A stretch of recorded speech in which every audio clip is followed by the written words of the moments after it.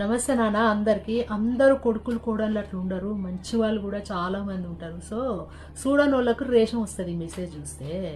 ఒక్కటి కొడుకులని నేను అడుగుతున్నాను, అరే కొడుకులారా, ఇప్పుడు మీ భార్య వాళ్ళ అమ్మ నాన్న మీద ఎంత ప్రేమ చూపిస్తుంది అనేది మీకు తెలుసు.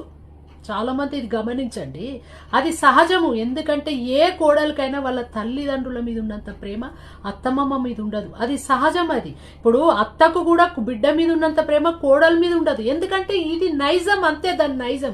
కానీ కొడుకు నువ్వెంత వరకు ధర్మం తప్పుతున్నావు అనేది ఒకసారి ఆలోచించుకో. నీ భార్య వాళ్ళ వాళ్ళ అమ్మ నాన్న మీద అంత ప్రేమ చూపిస్తుంటే ఓ నువ్వు చెక్క భజన చేస్తావు, నా అత్త నా మావ అని చెప్పేసి అని. కానీ నువ్వెంత ధర్మం తప్పుతున్నావురా నీ తల్లిదండ్రుల మీద? మరి నీ ప్రేమ ఎక్కడ వేంద్రా? నువ్వు ప్రేమగా ఇప్పుడు నీ భార్య ఎట్లా చూస్తే నువ్వు ఎట్లా భజన చేస్తున్నావు, నీ తల్లిదండ్రులను అట్లా చూస్తే, నువ్వు ప్రేమగా చూస్తే నీ భార్య కూడా నీకు నా అత్త మామ అని ప్రేమ చూపిస్తుందిరా. ఫస్ట్ నువ్వు కొడుకు మారు. ఇప్పుడు మీరు బయట పోతారు, హోటళ్ళ బండి పోతారు, అటు పోతారు ఇటు పోతారు, ఓ మటన్లు చికెన్లు అన్ని మంచిగా కడుపు నిండా తినొస్తారు. కానీ ఇంట్లో ఉన్న తల్లిదండ్రులు మరి ఏం తింటారని ఒకసారి ఆలోచిస్తున్నారా?